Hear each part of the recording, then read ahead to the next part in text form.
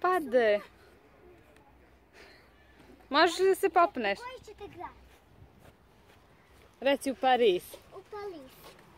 Sednite sad da vas on vozi. Hajde, tutu! Spremni smo. Izađite. Ne, nego sad se.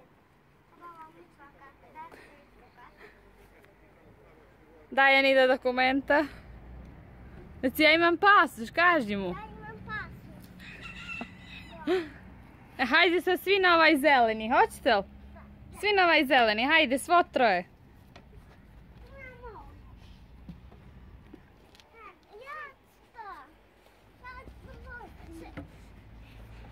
Čekaj Anida, ja ću tebi da poprem tu, hoćeš li?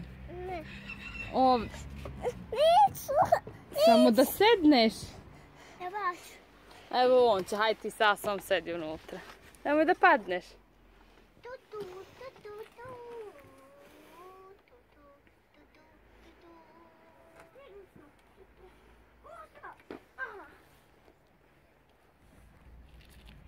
Hajmo onaj drugi.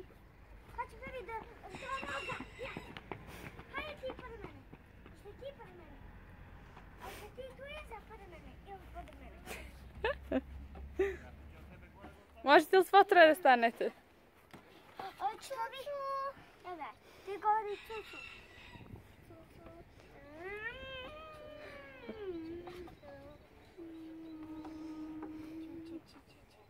Idite sad malo tamo u kafić, a ja ću vas tako. Znači idete tamo, Idemo u kafić. u onu gdje ste mi kuvali kafu. Ajde i ti sa njima.